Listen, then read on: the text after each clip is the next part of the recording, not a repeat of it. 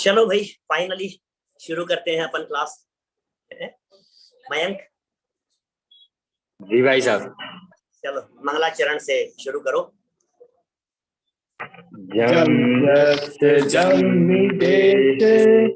जेण विहारेण जम्मिकालम्नि राधं जिणेणियदं जम्मम्बा अभवरम्बा तं तस्य तं विदेशे तेण विहारेण जम्मिकालम्नि कोसक्कदिवारे दुं इंदो वातः जिणेन्दुम्बा एवं जो निच्छयदो जानदिदव्वाणि तव्रपाजाय तो सद्दिक्ति तुद्धो जो संकति सोहुको दिट्ठी। क्रमबद्ध पर्याय अनुशीलन के आधार से यहाँ अपनी चर्चा चल रही थी और चलती हुई इस चर्चा में हम प्रथमानुयोग और चरणानुयोग के आधार पर, प्रथमानुयोग और करणानुयोग के आधार पर क्रमबद्ध पर्याय की सिद्धि आप लोगों के बीच में कर चुके हैं। और यहाँ जो अब प्रकरण आज आने वाला है बहुत ही महत्वपूर्ण प्रकरण है। इस प्रकरण में चरणानुयोग तो एक लाइन एक शब्द में कह दिया है और बाकी विशेष रीति से द्रव्यानुयोग के आधार पर क्रमबद्ध पर्याय की सिद्धि की जानी है। माने ये क्रमबद्ध पर्याय क्या है? यह क्रमबद्ध पर्याय क्रम नियमित है। यह क्रमबद्ध पर्याय व्यवस्थित व्यवस्था है। करणानुयोग में कदम कदम पर हमें ये बातें देखने जानने को मिली। माने करणानुयोग हर स्टेप पर जहां जहां निश्चितता की बात करता है, जहां करणानुयोग में ये बातें कही गई है कि ये निश्चित है, ये व्यवस्थित है, तो उन बातों से यही सिद्ध होता है कि आखिर क्रमबद्ध ही तो होगा, तभी तो निश्चितता की बात कही जा सकती है। इतने जीव होंगे, इतने जीव यहाँ से मरेंगे, ये जीव मर करके इसी जगह पर जाएगा, ये भी तो क्रमबद्ध है। भोग भूमि या जीव मरेंगे और वो मर करके नियम से स्वर्ग में जाएंगे, देवगति में जाएंगे। भोग भूमि के जीव मर करके सप्तम नरक का नारकी निकला और वो निकल करके क्रूर पशु ही होगा। आखिर उससे क्या होगा? निश्चित ही तो है ना, क्रूर पशु होगा और वो क्रूर पशु पुनः वापस नरक में जाएगा। आखिर ये भी तो निश्चित है। कौन सा जीव कौन से कर्म बांध सकता है? एक इंद्रिय जीव एक सागर से अधिक स्थिति वाला कर्म नहीं बांध सकता। तो आखिर क्या इससे निश्चितता नहीं सिद्ध होती है? क्या इससे निश्चितता नहीं है? कितने भाव कहाँ कहाँ के धारण करेंगे, इतने भाव, ऐसा तीर्थंकर कर्म प्रकृति 3 भाव पहले बन सकती है, इसके पहले नहीं बन सकती है। इसका मतलब क्या हुआ? इसका मतलब 4 भाव पहले नहीं हो सकती, 5 भाव पहले नहीं हो सकती, 15 भाव पहले तीर्थंकर कर्म प्रकृति नहीं हो सकती। सम्यक दर्शन यदि बना रहे तो उत्कृष्ट 15 भाव होते हैं। शायिक सम्यक यदि रहे तो तीसरे या चौथे भाव के अंदर निर्वाण की प्राप्ति हो जाती है। सर्वार्थ सिद्धि के देव वो नियम से मनुष्य होकर के मोक्ष की ही प्राप्ति करते हैं। तो जहां जहां ये करणानुयोग में नियम की चर्चाएं हैं, उन सब बातों से यही पता लगता है हमारे को कि आखिर सब व्यवस्थित है, आखिर सब निश्चित है। यदि ये निश्चित नहीं होता तो इस तरह के कथन कैसे किए जा सकते थे? कोई भी नारकी मर करके देवगति में नहीं जा सकता, कोई भी देव मर करके नरक गति में नहीं जा सकता। अरे क्या बात कर रहे हो आप? देव मर करके नरक में क्यों नहीं जा सकता? नारकी मर करके देवगति में क्यों नहीं जा सकता? उसके पीछे क्या कारण है? बोलो, सोचो जरा, कल्पना करो आप। देव मर करके नरक में नहीं, नारकी मर करके देव नहीं, कोई भोग भूमि मर करके त्रियंच गति में नहीं आएगा, नरक में नहीं जाएगा, मनुष्य में नहीं जाएगा। तो ये सब करणानुयोग के आधार पर क्रमबद्धता की बातें हैं जिन्हें हमने आपके बीच में तर्क से सिद्ध किया है। देखिए आगे बढ़ते हैं अब अपन। निकालिए आप पुस्तक में पेज नंबर 20 पर।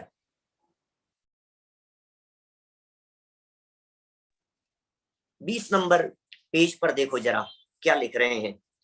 इसी प्रकार चरणानुयोग और द्रव्यानुयोग के शास्त्रों में भी सर्वत्र इसकी प्रतिध्वनि देखी जा सकती है। चरणानुयोग में भी और द्रव्यानुयोग में भी। इसकी प्रतिध्वनि दिखाई दे रही है। अब चरणानुयोग में कैसी प्रतिध्वनि दिखाई दे सकती है, दादा ने यहां लिखा नहीं है, यद्यपि चरणानुयोग की बातें नहीं लिखी है, लेकिन हम आपको बतलाते हैं चरणानुयोग में कैसे क्रमबद्ध सिद्ध होता है, चरणानुयोग से क्रमबद्धता को कैसे देखा जा सकता है, इसे हम यहाँ आपको दिखाने का प्रयत्न करते हैं। जैसे छना हुआ पानी, छना हुआ था, छान करके रखा था हमने, दोहरे छन्ने से छान करके रखा था, और अंतर मुहूर्त के अंदर अंदर ही वापस जीव उत्पन्न हो गए। क्या अंतर मुहूर्त के अंदर अंदर ही वापस जीव उत्पन्न हो गए? होंगे ही होंगे नियम से। बोले ये जो नियम है, ये नियम क्रमबद्धता को दिखाता है। और देखिए कितनी तरह की बातें हो सकती है, आटे की मर्यादा, दाल की मर्यादा, समझ लीजिए पिसी हुई की मर्यादा, बिना पिसी हुई चीज की, इसका ऐसा इसका ऐसा।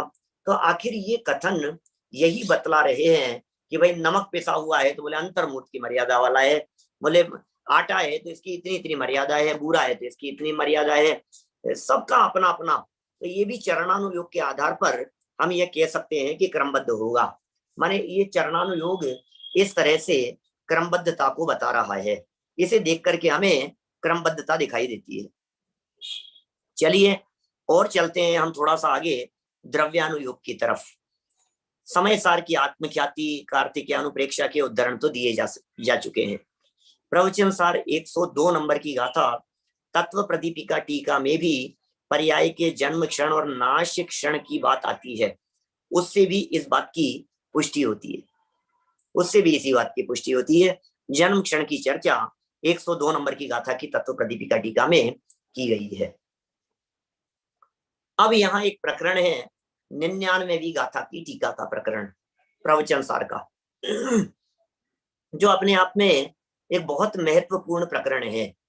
99वीं गाथा की टीका का ये प्रकरण है थोड़ा सा जटिल देखने वालों को। हमारे महाविद्यालय के आप जैसे विद्यार्थियों के लिए, विद्वानों के लिए ये कठिन नहीं होगा, इसलिए कठिन मान करके बिल्कुल नहीं पढ़ें। प्रकरण यहीं से पढ़ता हूं, थोड़ा सा उपयोग की एकाग्रता जरूर चाहिएगी। देखें, जिस प्रकार द्रव्य का वास्तु, लो वास्तु की चर्चा कर रहे हैं, वास्तु बड़ा चलता है आजकल, आप सब वास्तु की बातें जानते हैं। आपने कई बार वास्तु के बारे में सुना होगा, ये वास्तु क्या चीज है। बोले वास्तु किसे कहते हैं, वास्तु शब्द का अर्थ क्या होता है, कौन बताएगा आप लोगों में से? बोलो वास्तु माने क्या है? बोलो भाई, कौन सहज बताने वाला है या मोहित? मोहित बता रहे, बोलो बताओ।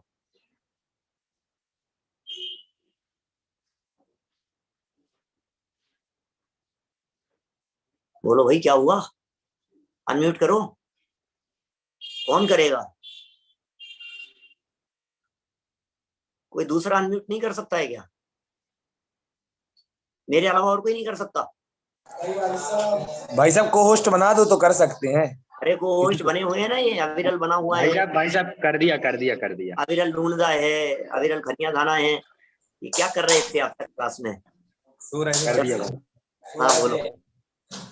वास्तु मतलब क्षेत्र भी ले सकते हैं, और जो मतलब ज्योतिष वगैरह के हिसाब से वैसे बनाते ना, वो सब।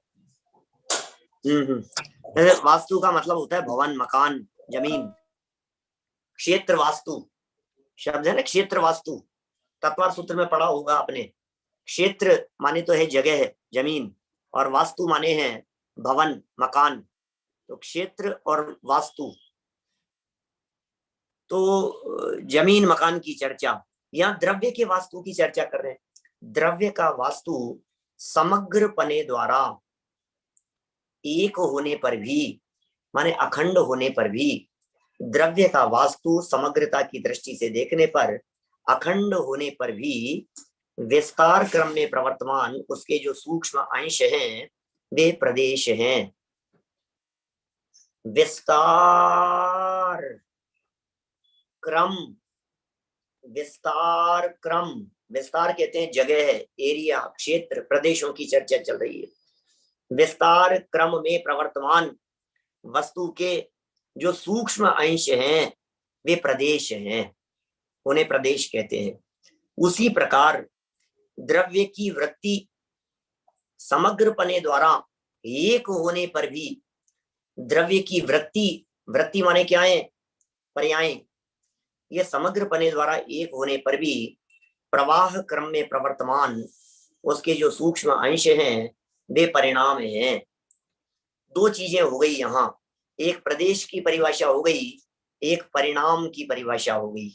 प्रदेश और परिणाम, परिणाम माने हैं पर्याय और प्रदेश माने हैं क्षेत्र। क्षेत्र की यूनिट को प्रदेश कहते हैं।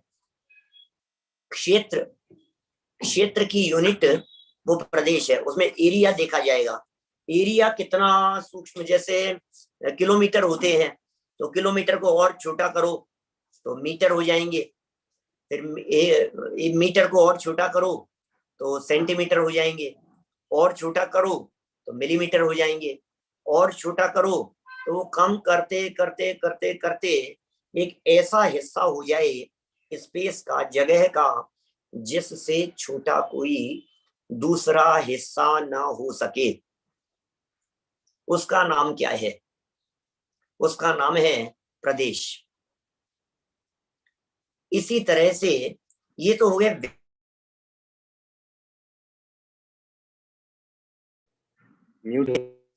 विस्तार, विस्तार क्रम में प्रवर्तमान वस्तु के सूक्ष्म अंश ये कहलाते हैं प्रदेश।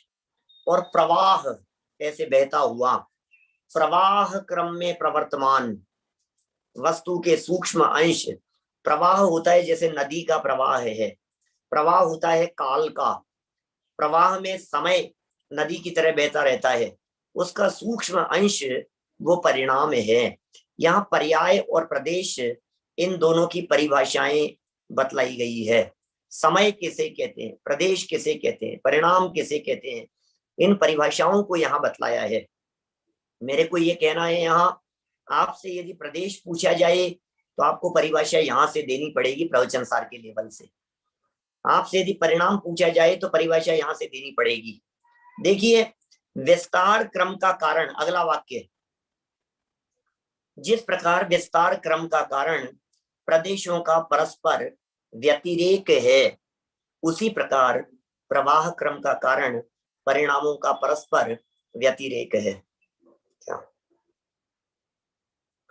विस्तार क्रम का कारण, विस्तार क्रम का कारण, विस्तार है ये, विस्तार क्रम का कारण प्रदेशों का परस्पर व्यतिरेक। व्यतिरेक तो जानते हैं आप, व्यतिरेक क्या होता है? व्यतिरेक किसे कहते हैं? व्यतिरेक क्या है बोलो? व्यतिरेक माने होता है भेद करना, भिन्नता देखना, अलग अलग देखना, व्यतिरेक है ना।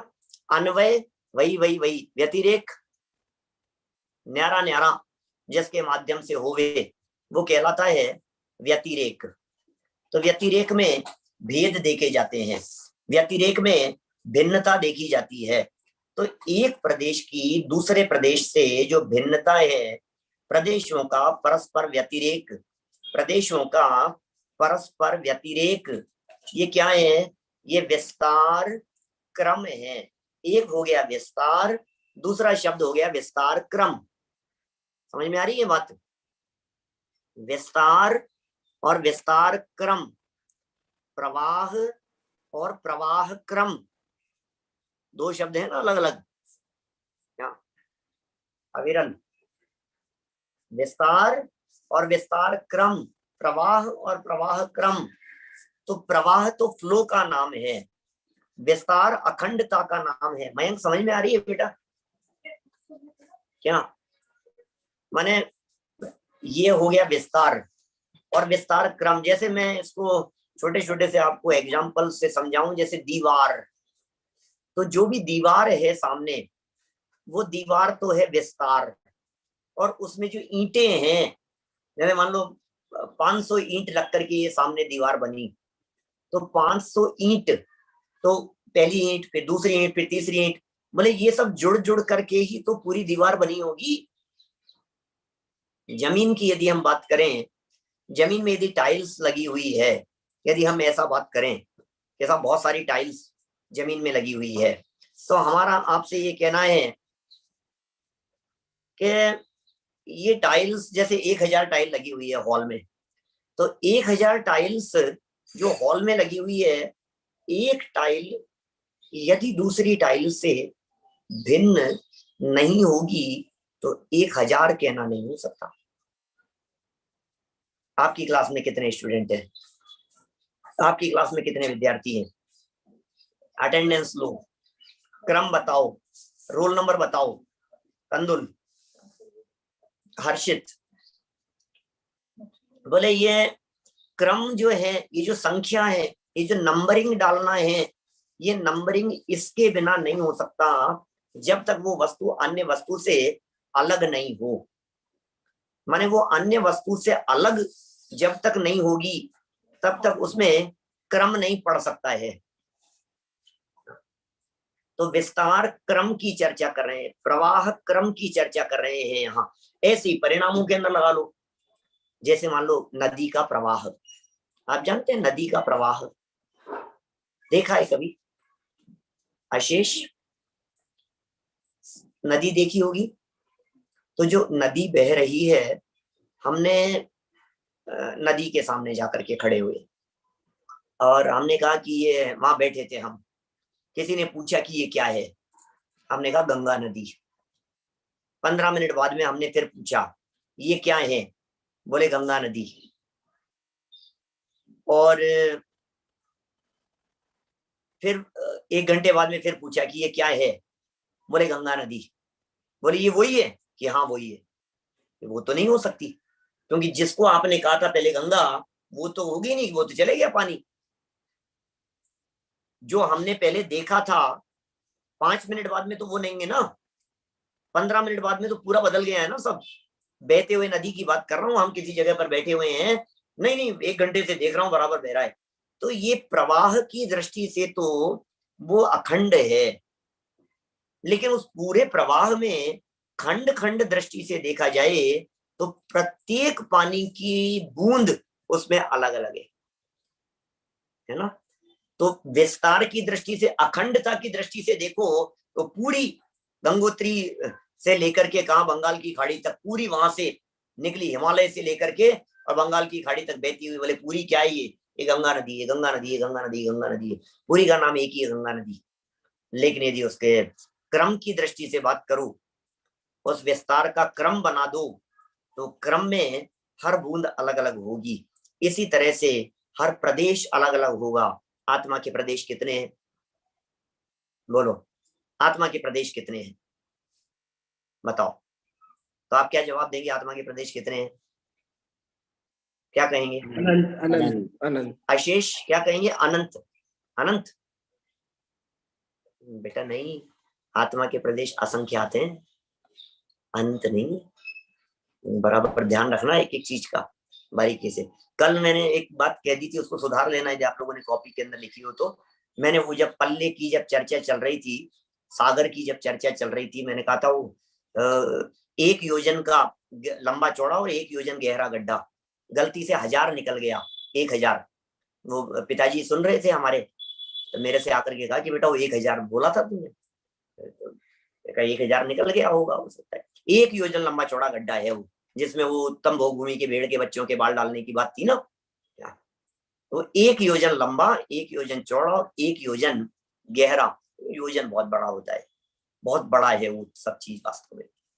इसी तरह से क्या कह रहा हूं, आत्मा के गुण कितने हैं? कितने बतलाएं आत्मा में गुण? बोलो, कैमरे सबके ऑन नहीं है। सोहम बतलाओ।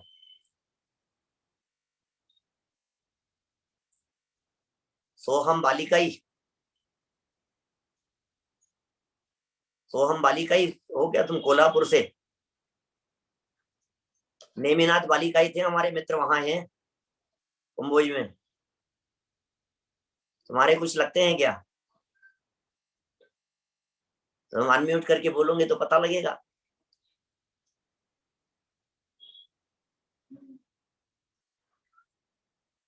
सबको सेल्फ म्यूट और अनम्यूट की फैसिलिटी रहने देने तो क्या दिक्कत है अपने को?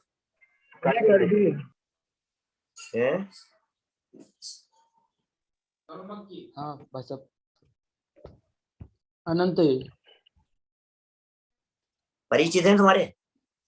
हाँ, क्या लगते हैं? चाचा है मेरे। तुम्हारे चाचा है नेमिनाथ? हाँ भाई साहब। अच्छा, वेरी गुड, चलो बढ़िया। तो कल तो तुमसे बात चल रही थी, तुम कह रहे थे कोल्हापुर, तुम्हारे से ही बात चल रही थी कल? हाँ भाई साहब। अच्छा, तुमने बताया नहीं तुम कुंभोज के हो? नहीं मतलब, हाँ, चलो कोई बात नहीं। तो बात क्या चल रही है अपनी? सोहम से क्या पूछ रहा था मैं, आत्मा में गुण कितने हैं जल्दी बताओ। अनंत है वैसे, और प्रदेश कितने? असंख्यात। कंफ्यूज हो रहे हैं यार, तो उल्टा तो नहीं बोल दिया तुमने? सही बोला है कि गलत है? नहीं, सही है। सही है भाई। हाँ। याद रखना भाई, पद्मराज, बराबर याद रखना इस बात को। गुण अनंत हैं, शक्तियां कितनी हैं? अक्षत, शक्तियां अनंत कितनी है। हैं? शक्तियां भी अनंत। अनंत है। धर्म कितने हैं? वो भी अनंत हैं। अनंत है वो भी। आत्मा में स्वभाव कितने हैं? बोले वो भी अनंत हैं। और प्रदेश कितने हैं? बोले असंख्यात हैं। अब मुझे ये कहना है, यदि प्रदेश असंख्यात हैं, इसका मतलब एक प्रदेश यदि दूसरे प्रदेश से अलग नहीं होगा तो असंख्यात कैसे कहेंगे? एक प्रदेश यदि दूसरे प्रदेश से अलग नहीं होगा तो असंख्यात कैसे कहेंगे? असंख्यात का असंख्यातपना कैसे बनेगा? माने हम जब दो वस्तुओं को भिन्न भिन्न देखते हैं तो भिन्न भिन्न दिखनी चाहिए, यदि उनमें भेद ही नहीं है तो दो पना कैसे हो सकेगा? दो पना तो तब संभव है ना जब वो अलग होगा। तो यही बात यहाँ कहना चाह रहे हैं। प्रवाह क्रम माने प्रत्येक पर्याय न्यारी न्यारी है। विस्तार क्रम माने प्रत्येक प्रदेश अलग अलग है। प्रदेश और परिणाम, इनकी परिभाषा बराबर ध्यान रखना। किसको याद हुई परिभाषा? प्रदेश किसे कहते हैं और परिणाम किसे कहते हैं? बोलो फटाफट। मानस। विस्तार क्रम में जो प्रवर्तमान है ऐसे सूक्ष्म अंश तो प्रदेश, और एक और जो प्रवाह क्रम में जो प्रवर्तमान है ऐसे जो सूक्ष्म अंश है वो हो जाएंगे परिणाम। ठीक है, इसमें वस्तु और लगा दो, उसके शब्द दिया है ना यहाँ। प्रवाह क्रम में प्रवर्तमान वस्तु के सूक्ष्म अंश, वस्तु के सूक्ष्म अंश। विस्तार क्रम में प्रवर्तमान वस्तु के सूक्ष्म अंश, उसे प्रदेश और परिणाम कहकर के पुकारा है। थोड़ी सी विषय की जटिलता सी दिखती है यहाँ पर, क्योंकि नीरसता जैसा शब्द दिखते हैं ना, इसलिए चिंता नहीं करें। लेकिन आप, हम आगे बढ़ते हैं, इसी का और स्पष्टीकरण होगा। इस प्रकरण को अपन कल तक नहीं खींचेंगे, आज ही पूरा करेंगे। जिस प्रकार वे प्रदेश अपने स्थान में स्वयं स्वयं रूप से उत्पन्न और पूर्व रूप से विनष्ट होने से वे सब, इनकी चर्चा कर रहे हैं। वे सब प्रदेश अपने अपने स्थान में, वे प्रदेश अपने अपने स्थान में अपने रूप से उत्पन्न, जब उसकी चर्चा चली तो वो अपने रूप से उत्पन्न और पूर्व रूप से विनष्ट, पिछले रूप से विनष्ट होने से, तथा सर्वत्र परस्पर अनुस्यूति से रचित एक वास्तुपने द्वारा अनुत्पन्न अविनष्ट होने से उत्पत्ति संहार द्रव्यात्मक है। कितने लोगों को समझ में आई ये बात? ये क्या लिखी है ये भाषा, ये कैसे शब्दों का प्रयोग कर रहे हैं? जिस प्रकार, आवाज डिस्टर्बेंस आ रहा है क्या कहीं से? कहाँ से आ रहा है? हाँ अब नहीं है। ठीक है। जिस प्रकार वे प्रदेश अपने रूप से उत्पन्न और पूर्व रूप से विनष्ट। ऐसा कैसे होगा? ऐसा कैसे होगा कि वे अपने रूप से उत्पन्न हो और पूर्व रूप से विनष्ट हो? ऐसा कैसे बनेगा? तो देखो मैं आपको बतलाता हूं। अपने रूप से उत्पन्न होने का मतलब, जैसे किसी एक प्रदेश पर हम खड़े हैं, जिस पर खड़े हैं वो प्रदेश तो है, और पिछले प्रदेश से आगे बढ़ गए और इससे अगले वाले प्रदेश के तरफ यदि हम बढ़ते हैं तो इस प्रदेश का भी व्यय हो गया और नए प्रदेश का उत्पाद हो गया। लेकिन यदि परस्पर अनुस्यूति से रचित प्रवाह की दृष्टि से देखें, एक वास्तुपने की दृष्टि से देखें, तो अन उत्पन्न और अविनष्ट। अनुस्यूति वही वही वही वही वही वही वही वही वही वही वही, इसका नाम क्या है? अनुस्यूति। अनुस्यूति कहते हैं मतलब अन्वय, अन्वय पूर्वक वो प्रवाह वही वही वही वही वही है। जैसे 10 दिन बाद भी हम गंगा के किनारे गए तो हमने यही कहा कि ये वही गंगा है जो अपन ने 10 दिन पहले देखी थी, पहले आए थे ना अपन, क्या अभी तक भी वही दिख रही है? कि अरे भाई न मालूम कितना पानी बदल गया उसमें से, सब प्रति क्षण प्रति समय उसमें से पानी बदल रहा है, लेकिन उसके बावजूद भी कहने में क्या आता है? वही है, वही पर्याय है, वही पर्याय है, वही नदी है। तो ये एक वास्तु द्वारा देखें तो अनुत्पन्न अविनष्ट है वस्तु का स्वरूप, उत्पत्ति संहार द्रव्यात्मक है। देखिए ये उत्पत्ति संहार द्रव्यात्मक है। उसी प्रकार वे परिणाम, अभी तो यहाँ उदाहरण दिया प्रदेशों का, प्रदेशों को एग्जाम्पल स्वरूप प्रस्तुत किया और पर्यायों को सिद्धांत के रूप में बतला रहे हैं। क्या कह रहे हैं? उदाहरण तो दिया है प्रदेशों का और सिद्धांत बतला रहे हैं क्या? पर्यायों का। क्योंकि हमें तो क्रमबद्ध पर्याय घटित करनी है ना, बताना तो हमारे को क्रमबद्ध पर्यायों को है। हमें क्या बतलाना है? यहाँ पर क्रमबद्ध पर्याय बतलानी है।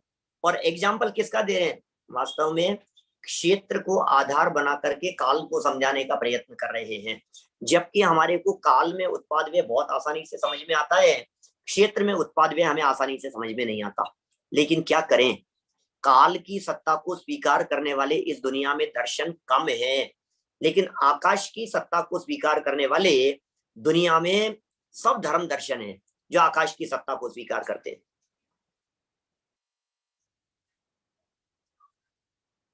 रमेश मंगल जी साहब, प्रत्येक प्रदेश अपने अपने से है, आगे पीछे से नहीं है, लेकिन आगे पीछे से जुड़े हुए हैं, इसलिए वस्तु अखंड बनती है।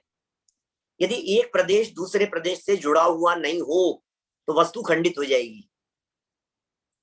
समुद्रघात के समय में भी प्रदेश फैल गए, लोक पूर्ण समुद्रघात की बात करो, संपूर्ण लोकव्यापी हो गए, 343 घन राज्यों में फैल गए पूरे लोक में। ऐसे समय में भी वे सब प्रदेश एक दूसरे से जुड़े हुए हैं, खंड खंड नहीं होते, गैप नहीं पड़ता उसमें। तो इस तरह से ये क्या लिख रहे हैं यहाँ? उसी प्रकार वे परिणाम अपने अवसर में, माने अपने काल में स्वयं रूप से उत्पन्न और पूर्व रूप से विनष्ट होने से तथा सर्वत्र परस्पर अनुस्यूति से रचित एक प्रवाह पने द्वारा अनुत्पन्न अविनष्ट होने से उत्पत्ति संहार द्रव्यात्मक है।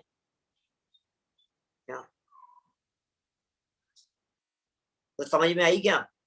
पर्याय उत्पन्न हो रही है, नष्ट हो रही है, उत्पन्न हो रही है, नष्ट हो रही है। लेकिन ये उत्पन्न होना और नष्ट होना, ये जो प्रवाह चल रहा है उत्पत्ति और विनाश का, ये जो निरंतर निरंतर निरंतर उत्पाद व्यय उत्पाद व्यय उत्पाद व्यय उत्पाद व्यय उत्पाद व्यय उत्पाद व्यय, इसकी जो निरंतरता है उसे द्रव्य कह करके पुकारा है प्रवचन सार में। वो द्रव्य है। ये उत्पाद व्यय जो है, ये उत्पाद व्यय की निरंतरता को द्रव्य कहते हैं। और यहां लिख दिया प्रत्येक परिणाम पूर्व रूप से है, पूर्व रूप से विनष्ट और नवीन रूप से उत्पन्न, फिर इस पर्याय का व्यय और नवीन पर्याय से उत्पन्न। आप सोचिए यदि पर्यायों में ये क्रम ना हो तो या तो वे पर्यायें लंबे समय तक टिक जाएंगी, एक बहुत बड़ी समस्या हो गई, या फिर दूसरी बहुत बड़ी समस्या ये आएगी कि वो पर्याय यदि टिकती नहीं है और तो दो पर्यायों के बीच में गैप खड़ा हो जाएगा। बोलो, तो दो पर्यायों के बीच में गैप भी खड़ा नहीं हो और दो पर्यायों के बीच में वो दोनों पर्याय एक दूसरे के ऊपर भी नहीं आ जावे, माने पर्याय एक समय मात्र की ही होगी, तभी उसका वो प्रवाह बन पाएगा। कुछ जो समझाने की चेष्टा कर रहा हूं वो समझ में आ रहा है कि नहीं? 15 नंबर की पर्याय 16 नंबर की पर्याय से बोले व्यतिरेक है, 16 नंबर की पर्याय 17 नंबर की पर्याय से बोले व्यतिरेक पना है, 17 नंबर की पर्याय 18 नंबर की पर्याय से बोले व्यतिरेक पना है, 18 नंबर की पर्याय का 19 नंबर की पर्याय और 17 नंबर की पर्याय से व्यतिरेक पना है। लेकिन इन सब के बीच में खंड नहीं है, काल खंड नहीं है, इसलिए वो प्रवाह ज्यों का त्यों मेंटेन है। इसलिए यदि एक प्रवाहपन की दृष्टि से देखें तो अनुत्पन्न भी है और अविनष्ट भी है, उत्पत्ति संहार द्रव्यात्मक है। यदि प्रवाह की दृष्टि से देखेंगे तो वस्तु एक ही है, और यदि प्रवाह से भिन्न देखेंगे तो फिर आपको उत्पन्न होने वाली, नष्ट होने वाली, इस तरह की बातें वहां दिखाई देगी। चलिए और आगे बढ़ते हैं थोड़ा सा। जिस प्रकार द्रव्य का वास्तु, क्या कह रहे हैं, जिस प्रकार वास्तु का जो छोटे से छोटा अंश, वास्तु का छोटे से छोटा अंश पूर्व प्रदेश के विनाश स्वरूप है, वास्तु का छोटे से छोटा अंश पूर्व पर्याय के विनाश स्वरूप है, वही अंश उसके बाद के प्रदेश का उत्पाद स्वरूप है। देखिए, रहते तो एक साथ ही है, सब रहते तो सभी एट ए टाइम एक साथ ही हैं, उनमें किसी भी तरह का कोई फर्क नहीं है, माने किसी भी तरह का उसमें कोई फर्क नहीं है, साथ में ही रहेंगे। लेकिन उसके बावजूद भी एक की मौजूदगी और दूसरे की गैर मौजूदगी, ऐसा है। देखो क्या कह रहे हैं यहाँ, परस्पर अनुस्यूति से रचित एक वास्तुपने द्वारा अनुभय रूप है। अब उसको अनुभय रूप कह देंगे। ये क्या कहना चाह रहे हैं, अनुभय कह करके क्या कहना चाह रहे हैं, अर्थात दो में से एक भी स्वरूप नहीं है। उसी प्रकार प्रवाह का छोटे से छोटा अंश पूर्व परिणाम के विनाश स्वरूप है, वही उसके बाद के परिणाम के उत्पाद स्वरूप है, तथा वही परस्पर अनुस्यूति से रचित एक प्रवाहपने द्वारा अनुभय स्वरूप है। अभी क्या क्या है ये मैटर, वो समझ में आ रहा है क्या? ऐसा लग रहा होगा आपको कि ये चल क्या रहा है, ये हो क्या रहा है, क्योंकि एकदम नए शब्द है ना, नए शब्द हैं तो अटपटा सा लगता है अपने को सब देखने पर। शब्दों के प्रयोग देखिए, परस्पर अनुस्यूति से रचित यदि अपन देखते हैं तो एक ही है, क्या परस्पर अनुस्यूति से रचित देखते हैं तो एक ही है, लेकिन किसी भी एक स्टेप पर खड़े होते हैं तो पिछले का विनाश दिखता है और नए पने से उत्पाद दिखता है। अशेष किसी जगह पर, जैसे मान लीजिए 15 नंबर की पर्याय पर खड़े हैं, 25 नंबर की पर्याय पे खड़े हैं, तो 24 नंबर की पर्याय है क्या वहां?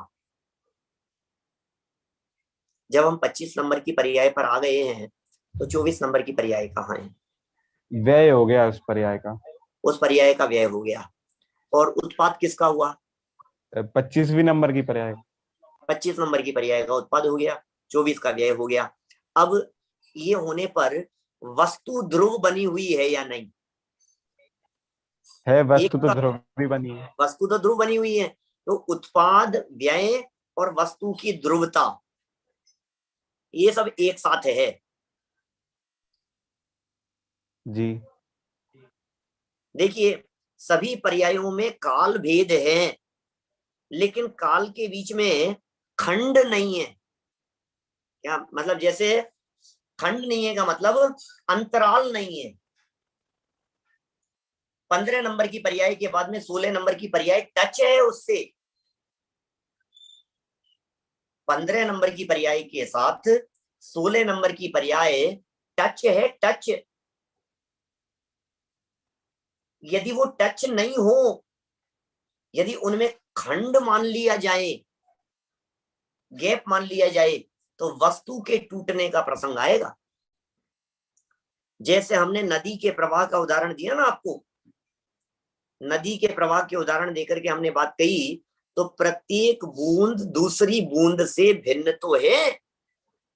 एक जल की बूंद दूसरे जल की बूंद से भिन्न है, लेकिन यदि नदी के प्रवाह में उन्हें भिन्न भिन्न कर दिया जाए तो नदी के बीच में टुकड़े होने का प्रसंग आएगा। इतनी बड़ी समस्या खड़ी हो जाएगी। ऐसे ही प्रदेश अखंड हैं। जैसे कपड़े की बात करो, कपड़े में प्रत्येक धागा अलग अलग है।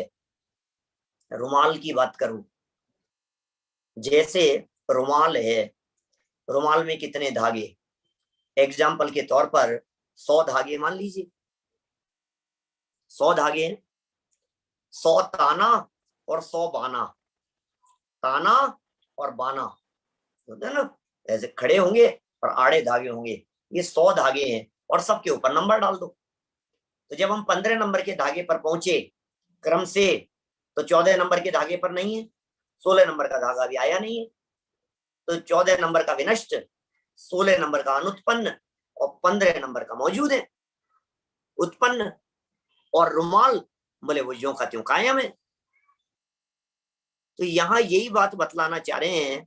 माने यहाँ इस पूरे प्रकरण में जो अभी तक अपन ने पढ़ा है, इस प्रकरण में सिर्फ यही सिद्ध करने का प्रयत्न किया है कि वस्तु में उत्पाद व द्रव्य होता रहता है। वस्तु उत्पाद व द्रव्य से युक्त है। सत का लक्षण उत्पाद व द्रव्य है जो सदा काल कायम है। सत में उत्पाद भी है, व्यय भी है और ध्रुवता भी है। और उसको बताने के बाद कह रहे हैं इसे ही त्रिलक्षण परिणाम पद्धति कहा जाता है। आपसे यदि ये पूछे त्रिलक्षण परिणाम पद्धति किसे कहते हैं, बोलो तो क्या जवाब है भाई? त्रिलक्षण परिणाम पद्धति किसे कहते हैं? बोलो। कौतुक, कौतुक, त्रिलक्षण परिणाम पद्धति किसे कहते हैं? तो भाई साहब ये तो आया ही नहीं अभी तक कुछ। अरे हमने जो अभी तक उत्पाद व द्रव्य बतलाया है, इसको ही त्रिलक्षण परिणाम पद्धति कहते हैं बेटा। त्रि माने तीन, लक्षण तीन, त्रिलक्षण और परिणाम पद्धति, इस पद्धति का नाम ही त्रिलक्षण परिणाम पद्धति है। माने उत्पाद व द्रव्य, इसका नाम ही त्रिलक्षण परिणाम पद्धति है। उत्पाद व द्रव्य को ही त्रिलक्षण परिणाम पद्धति कहते हैं। इसलिए जब जब त्रिलक्षण परिणाम पद्धति पूछा जावे तो उसको आप ऐसा समझना कि ये उत्पाद व द्रव्य की चर्चा चल रही है। इस प्रकार स्वभाव से ही त्रिलक्षण परिणाम पद्धति में परिणामों की परंपरा में प्रवर्तमान द्रव्य स्वभाव का अतिक्रम नहीं करता, इसलिए सत्व को त्रिलक्षण ही अनुमोदना चाहिए। मोतियों के हार की भांति, मोतियों के हार की तरह त्रिलक्षण परिणाम ही समझना चाहिए। जिस प्रकार जिसने अमुक लंबाई ग्रहण की है, जरा समझना, अमृत चंद्राचार्य उदाहरण दे रहे हैं इस विषय को और फिर भावार्थ के माध्यम से इस विषय को समझाएंगे। अभी सब पढ़ूंगा मैं, लगभग 10 मिनट चलेगी अपनी क्लास अभी। और ये लिख रहे हैं, जरा उसे पढ़ते हैं अपन ध्यान से। जिस प्रकार जिसने अमुक लंबाई ग्रहण की है, ऐसे लटकते हुए मोतियों के हार में अपने अपने स्थानों में प्रकाशित होते हुए समस्त मोतियों में पीछे पीछे के स्थानों में पीछे पीछे के मोती प्रकट होते हैं। इसलिए और पहले के मोती प्रकट नहीं होते, इसलिए तथा सर्वत्र परस्पर अनुस्यूति का रचयिता सूत्र अवस्थित होने से त्रिलक्षणत्व प्रसिद्धि को प्राप्त है। उदाहरण को समझने की चेष्टा करो। उदाहरण में क्या समझा रहे हैं, उदाहरण में क्या बात कह रहे हैं, समझना बेटा क्या बात कही है। जिनके कैमरे बंद हैं उन्हें कैमरे ऑन करवाना। तो क्या कही है बात, त्रिलक्षण परिणाम पद्धति के माध्यम से बात बतला रहे हैं। ये कह रहे हैं लटकता हुआ हार है मोतियों का, और उनमें जो लटकता हुआ मोतियों का हार है उसमें ऐसे ऐसे माला माला अपन गिन रहे हैं, ऐसे जाप देते हैं ना, तो ऐसे जाप देते समय एक एक मोती प्रकट होता है। एक मोती प्रकट हुआ, वो गया, फिर दूसरा मोती प्रकट हुआ, फिर वो आया, वो निकल गया, फिर नेक्स्ट मोती, फिर ओम नमः, ओम नमः, अरिहंत सिद्ध, अरिहंत सिद्ध, ओम ह्रीम हरमस्य अवसरमः, ओम ह्रीम हरमस्य अवसरमः, ओम ह्रीम हरमस्य अवसरमः। ये चलता जा रहा है। तो पहले पहले वाला जो अब जो आगे बढ़ गया है उसका व्यय, और जो नवीन आगे आए हैं उसका उत्पाद। लेकिन जो माला है उस माला में एक ध्रुवता को बतलाने वाला, द्रव्यपने को बतलाने वाला, परस्पर अनुस्यूति से रचित प्रवाह को दिखाने वाला एक धागा है, धागा जो उस पूरे मोतियों के हार में फैला हुआ है, पसरा हुआ है। वो धागा सबके साथ में जुड़ा हुआ है, सब जगह पर धागा है। तो इस तरह से वस्तु की बात यहाँ कही गई। ऐसे त्रिलक्षण परिणाम पद्धति ये द्रव्य को प्राप्त है, ऐसा यहाँ कह रहे हैं। फिर लिख रहे हैं उसी प्रकार नित्य वृत्ति ग्रहण की है। नित्य वृत्ति माने नित्य अस्तित्व, नित्य वर्तना, नित्य परिवर्तन, ये जिसने ग्रहण की है, ऐसे रचित द्रव्य में अपने अपने अवसरों में प्रकाशित होते हुए, अपने अपने अवसर में प्रकाशित होते हुए, परिणाम समस्त परिणामों में पीछे पीछे के अवसरों पर पीछे पीछे के परिणाम प्रकट होते हैं इसलिए, और पहले पहले के परिणाम प्रकट नहीं होते इसलिए नए परिणाम उत्पन्न होते हैं, पुराने परिणाम विनष्ट हो जाते हैं। सर्वत्र परस्पर अनुस्यूति रचने वाला प्रवाह अवस्थित होने से त्रिलक्षणपना प्रसिद्धि को प्राप्त है। ये पूरा का पूरा कहाँ का प्रकरण है, प्रवचन सार 99वीं गाथा का प्रकरण है। अभी भी पूरा नहीं हुआ है, अभी दादा का एक शब्द भी नहीं है अभी यहाँ पर इतने प्रकरण में। अभी तो इसके आगे भावार्थ भी वहीं से उतार करके रखा है। मैं भावार्थ भी पढ़ता हूँ, भावार्थ में क्या लिख रहे हैं, फिर दादा उसका स्पष्टीकरण करेंगे, फिर उसे भी पढ़ेंगे अपन।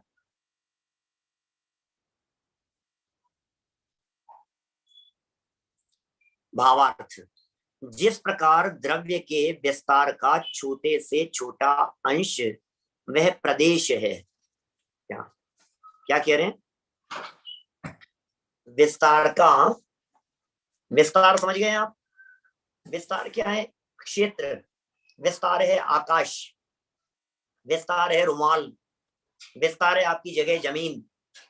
इसका छोटे से छोटा अंश वह प्रदेश है।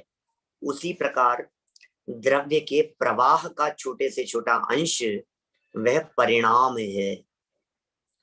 प्रत्येक परिणाम स्वयं काल में अपने रूप से उत्पन्न होता है, पूर्व रूप से नष्ट होता है, और सर्व परिणामों में एक प्रवाह पना होने से प्रत्येक परिणाम उत्पाद विनाश से रहित एक ध्रुव रूप रहता है। बोलो, क्योंकि प्रत्येक परिणाम के अंदर वही प्रवाह पना है, और उत्पाद व द्रव्य में समय भेद नहीं है, तीनों एक ही समय में है। ऐसे उत्पाद व द्रव्यात्मक परिणामों की परंपरा में द्रव्य स्वभाव से ही सदा रहता है, द्रव्य स्वभाव से ही सदा रहता है। इसलिए द्रव्य स्वयं भी मोतियों के हार की भांति उत्पाद व द्रव्यात्मक है। द्रव्य स्वयं भी उत्पाद व्यय द्रव्यात्मक है। ये बात यहाँ 99वीं गाथा का प्रकरण पूरा हुआ। अब यहाँ समझा रहे हैं, अब यहाँ समझाने का प्रयत्न करते हैं। देखिए,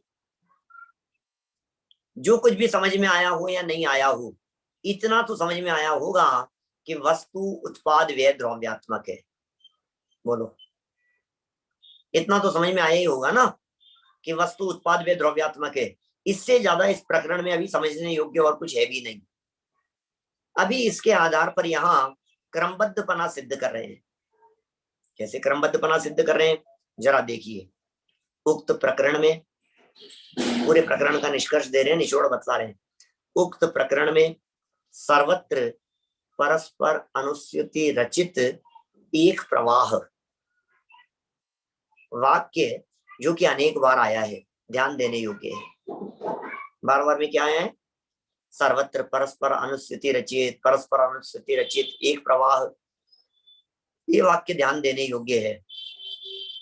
तथा मोतियों के हार के उदाहरण से यह स्पष्ट है कि जिस प्रकार हार में मोतियों का क्षेत्र अपने क्रम में नियमित है, हार में मोतियों का क्षेत्र क्रम में नियमित है, उसी प्रकार झूलते हुए हार में उनके प्रकट होने का काल भी नियमित है। उसी प्रकार प्रत्येक द्रव्य में जैसे उसके प्रदेश नियमित निश्चित हैं, उसी प्रकार उसका काल प्रवाह भी नियमित अर्थात निश्चित है। देखिए, पहले आप उदाहरण समझिए, फिर आपके सिद्धांत समझ में आएगा। उदाहरण में क्या कह रहे हैं? उदाहरण में ये बात कह रहे हैं, मोती एक के बाद एक प्रकट हो रहे थे। माला फेरते समय आप ऐसा नहीं कर सकते हैं कि वो मोतियों का क्रम भंग हो जाए। हो सकता है क्या मयंक? ऐसा हो सकता है क्या? यदि क्रम भंग करना पड़े तो क्या करना पड़ेगा? बोलो। क्रम भंग करना हो तो क्या करना पड़ेगा? माला ही टूटेगी फिर। माला ही टूटेगी, और तो कुछ हो नहीं सकता है। माला को तोड़े बिना तो, अब जैसे मान लो 108 मणिये हैं, वहां 108 मणियों के ऊपर सब मोतियों के ऊपर नंबरिंग डाल दो और हार को ऐसे ऐसे ऐसे ऊपर लटका लो, तो उसमें से एक एक मोती टप टप टप टप टप ऐसे ऐसे नीचे आता है, नीचे गिर रहा है एक एक मोती। तो जो 20 नंबर का मोती है उसके बाद में नियम से 21 वाला ही आएगा। 20 नंबर के मोती के बाद में 27 नंबर वाला नहीं आ सकता है। तो जिस तरह से उनका स्थान निश्चित है, उसी तरह से उनके प्रकट होने का काल भी निश्चित है। ये बात यहां बतलाना चाह रहे हैं। क्षेत्र से काल को, यहाँ क्षेत्र के नियमित क्रम के माध्यम से काल संबंधी नियमित क्रम को स्पष्ट किया गया है, क्योंकि क्षेत्र संबंधी क्रम नियमितता आसानी से समझी जा सकती है। क्षेत्र संबंधी क्रम नियमितता, जिस प्रकार द्रव्य को संपूर्ण विस्तार क्षेत्र से लक्ष्य में लिया जाए तो उसका संपूर्ण क्षेत्र एक ही है, उसी प्रकार द्रव्य को तीनों काल के परिणामों को एवं एक साथ लक्ष्य में लेने पर उसका काल त्रैकालिक एक ही है। फिर भी क्या कह रहे हैं?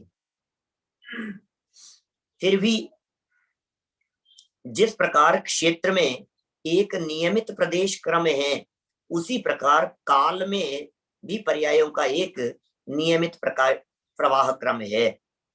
माने देखिए, भले ही प्रवाह बतला दिया, प्रवाह क्रम बतला दिया, लेकिन वस्तु तो अखंड है। भले हमने प्रदेश भेद डाल करके प्रदेशों की संख्या असंख्यात बतला दी, हमने गुण भेद डाल करके, गुणों में भेद डाल करके उनकी संख्या अनंत बतला दी, हमने एक पर्याय को दूसरे पर्याय से व्यतिरेकी बता करके उनकी संख्या अनंत बता दी।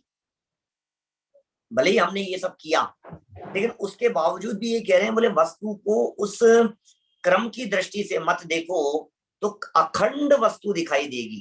काल की दृष्टि से भी अखंड है और क्षेत्र की दृष्टि से भी अखंड है। दोनों तरह से वस्तु आपको अखंड ही दिखाई देगी। तो इस तरह से क्षेत्र की दृष्टि से काल को यहाँ समझाने का प्रयत्न कर रहे हैं। जिस प्रकार द्रव्य के विस्तार क्रम का अंश प्रदेश है, उसी प्रकार द्रव्य के प्रवाह क्रम का अंश पर्याय है। प्रदेश और पर्याय, ये परिभाषाएं आपको याद रखनी है एक एक लाइन में। देखिए, यद्यपि यह कथन संपूर्ण द्रव्यों की अपेक्षा से है, पर यहाँ विस्तार क्रम को यदि आकाश द्रव्य की अपेक्षा समझें तो सुविधा रहेगी। जिस प्रकार अनंत प्रदेशी आकाश का जो प्रदेश जहां स्थित है वह वहीं रहता है, उसका स्थान परिवर्तन संभव नहीं है। जैसे यद्यपि वो बात वस्तु पर भी घटित होगी, आपको मालूम है आत्मा के प्रदेश भी हर समय घूमते रहते। इस शरीर में, हमारी बॉडी में आत्मा के प्रदेश हर समय घूम रहे हैं, आपको पता है? हाँ साहब, घूम रहे हैं। 8 रोचक प्रदेश वहां के वहीं रहते हैं, बाकी पूरे प्रदेश ऐसे आत्मा में घूम रहे हैं, सर्कल की तरह राउंड लगा रहे हैं आत्मा में। अब आत्मा में इस तरह से सर्किल चल रहा है, राउंड चल रहा है, अब आत्मा में राउंड लगा रहे हैं। तो जो प्रदेश पैरों की तरफ थे वो घूमते फिरते हुए सर की तरफ आ जाते हैं, जो सर की तरफ थे वो घूमते फिरते हाथ की तरफ चले जाते हैं, वही घूमते हुए नीचे पैरों में चले जाते हैं। ये इस तरह से ये चक्कर चलता रहता है। इसी तरह से ये पूरी साइकिल चलती रहती है, ये चक्र चल रहा है प्रदेशों का। हमें ये कहना है उन प्रदेशों के ऊपर यदि नंबरिंग डाल दी जाए तो नंबर डालने के बाद में क्या उन प्रदेशों का क्रम भंग हो जाएगा घुमाने पर? नहीं होगा। सुनो, बहुत गजब की बात कहता हूं। उन प्रदेशों में कितना भी घुमा दो, जो नंबर डले हैं, जैसे 20 नंबर के बाद में यदि 21 नंबर लिखा हुआ है तो 20 के बाद 21 ही रहेगा। जो प्रदेश जिन प्रदेशों के साथ में जुड़ा हुआ है वो उन्हीं प्रदेशों के साथ में जुड़ा रहेगा। मैं इस बात को समझाने के लिए एक और एग्जांपल देकर के आपको समझा सकता हूं। रुमाल में धागे हैं, रुमाल में धागे हैं और धागे जो हैं वो सब एक दूसरे से जुड़े हुए हैं और धागों पर नंबर डाल दिए अपन ने, 1 से लेकर के 100 तक रुमाल पर सब धागों के ऊपर नंबर डाले हुए हैं। अब उस धागे से युक्त रुमाल को हमने ऐसे पकड़ा आपके सामने और हमने आपसे पूछा, बताओ भाई इसमें 25 नंबर का जो धागा है उसके आगे पीछे कौन है? 24 और 26 आगे पीछे, 25 नंबर के धागे के आगे पीछे 24 और 26 है। अच्छा, ये तो सीधा दिख रहा है। अब हमने उस रुमाल को ऐसे मोड़ा और ऐसे घुमा दिया और ऐसे खूब उलट पुलट किया और उलट पुलट करने के बाद में अब आपसे पूछा, बताओ 25 नंबर वाले धागे के आगे पीछे कौन है? तब भी 24 और 26। क्या बात कर रहे हो? जब वो सीधा सीधा पड़ा था तब तो 24 और 26 आगे पीछे थे, जब उसको खूब घुमा दिया तब तो 24 और 25 26 को आगे पीछे हो जाना चाहिए, इधर उधर हो जानी चाहिए। बोले नहीं, जो धागा जिस क्रम में जिस धागे के साथ में जुड़ा हुआ है वो धागा उसी क्रम में उसी धागे के साथ में सदा काल जुड़ा रहता है। इस तरह से वस्तु अखंड है, इस तरह से वस्तु सदा काल अखंडित रहती है। समझना मतलब क्या कहना चाह रहे हैं? ऐसे आत्मा में असंख्यात प्रदेश हैं, तो ये असंख्यात प्रदेशों से वस्तु सदा काल अखंडित रहती है। वस्तु मतलब निगोद में चला गया, चींटी के शरीर में चला गया, हाथी जैसा फैल गया, फिर कभी बकरी के शरीर में आ गया, फिर कभी नरक निगोद के टुकड़े टुकड़े टुकड़े टुकड़े ऐसे होते रहे। मैं आपसे पूछना चाहता हूं, मुझे एक बात बता दो, उनका जो प्रदेशों का क्रम है वो एक जैसा ही रहता है या नहीं? जिस तरह से प्रदेशों का क्रम एक जैसा रहता है उसी तरह से काल का प्रवाह क्रम भी एक जैसा ही रहेगा। काल में भी आगे पीछे नहीं हो सकता है। देखें, यहां से पढ़ता हूं फटाफट। स्थान परिवर्तन संभव नहीं है, उसी प्रकार सभी द्रव्यों के प्रदेशों का क्रम नियमित है। यही बात यहाँ मोतियों के हार के दृष्टांत से स्पष्ट की गई है कि मोतियों के हार में जो मोती जहां स्थित है उनका स्थान क्रम परिवर्तन संभव नहीं है। फटाफट सुनिए जरा, और जल्दी, समय बहुत सीमित है हमारे पास में। यद्यपि आकाश अचल द्रव्य है और जीव और पुद्गल सचल द्रव्य हैं, तथापि झूलते हुए हार की बात कहकर के स्पष्ट कर दिया गया है कि जिस प्रकार झूलते हुए हार में भी मोतियों का स्थान क्रम नहीं बदल जाता, उसी प्रकार सक्रिय जीवों में प्रदेशों का क्रम नहीं पलटता। जिस प्रकार आकाश आदि द्रव्यों का विस्तार क्रम नियमित है, उसी प्रकार उनका प्रवाह क्रम भी नियमित है। विस्तार में क्रम नियमित है, वैसा प्रवाह में भी क्रम नियमित है।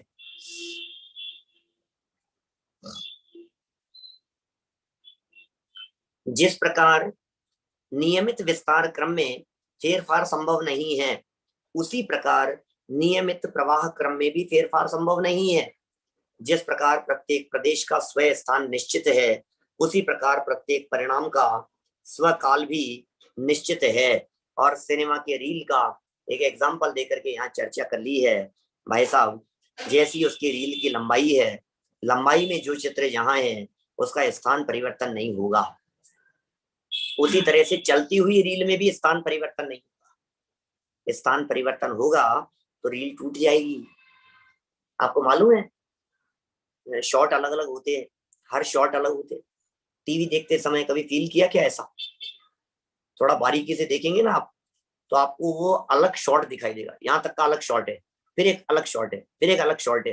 यदि अलग अलग शॉट नहीं हो तो एक ही गाना गाने के लिए 5 मिनट के अंदर वो फिल्म स्टार कभी इंडिया में होते हैं, कभी ऑस्ट्रेलिया चले जाते हैं, कभी लंदन में चले जाते हैं, गाना गा रहे हैं और ड्रेस भी बदल जाती है। 5 मिनट के अंदर ये सब कैसे हो जाता है? कभी लगता है, कभी सोचा आपने कैसे हो जाएगा? तो हर शॉट अलग अलग है। कुछ सेकंड यहाँ ले लिया, फिर कुछ सेकंड वहां ले लिया, कुछ वहां ले लिया, और सबको जोड़ दिया और पूरा गाना अखंड रूप से चलता है। तो आपको लगता ही नहीं है कि ये सब अलग अलग है, आपको लगता है कि वो एक ही है। और उसमें भी यदि उनको शॉर्ट्स को निकाल करके आगे पीछे कर दिया जाए तो सब गड़बड़ हो जाएगा। देखिए ये लिख रहे हैं यहाँ, जिस प्रकार सिनेमा की रील में लंबाई है, उस लंबाई में जहां जो चित्र स्थित है वह वहीं रहता है, उसका स्थान परिवर्तन संभव नहीं है। उसी प्रकार चलती हुई रील में कौन सा चित्र किस क्रम में आएगा यह भी निश्चित है, उसमें भी फेरफार संभव नहीं है। आगे कौन सा चित्र आएगा, भले ही इसका ज्ञान हमें नहीं हो, पर इससे क्या कोई अंतर नहीं पड़ता है, क्या फर्क पड़ता है। आएगा वो वह अपने नियमित क्रम में ही। मैंने कई उदाहरण देकर के चर्चा हो गई है। नीचे एक सोपान का उदाहरण भी दिया है, सीढ़ियों का उदाहरण भी दिया है। सीढ़ियों का क्षेत्र की अपेक्षा से एक अपरिवर्तनीय निश्चित क्रम है, चढ़ने का भी एक काल क्रम भी है, सीढ़ियों का स्थान भी, सीढ़ियों पर नंबर डाल दो तो एक के बाद एक सीढ़ियां हैं, तो सीढ़ियों का भी एक निश्चित क्रम है क्षेत्र की दृष्टि से, और चढ़ने की दृष्टि से देखो तो काल का भी एक निश्चित क्रम है। तो इस तरह से इन बातों को समझाया है। अब इन बातों के आधार पर क्रमबद्ध कैसे सिद्ध होता है, इसकी चर्चा भी बहुत मार्मिक चर्चा है। 2-5 मिनट का प्रकरण है, 5-7 मिनट लगेंगे। आज नहीं चलाऊंगा, कल करेंगे अपन ये चर्चा। कल ठीक 4 बजे अपन इस चर्चा को प्रारंभ कर देंगे। कल मिलते हैं 4 बजे। अभी की चर्चा को यहीं विराम देते हैं। आपको जो कुछ भी पूछना हो उसकी चर्चा भी अपन कल की क्लास में करेंगे, ठीक है? अच्छे से पढ़ करके आना। अभी जनवाणी स्तुति। जावाणी के ज्ञान ते सूझे लोकालोक, सोवाणी मस्तक नमो सदा देत हूँ लोक, सदा देत हूँ लोक।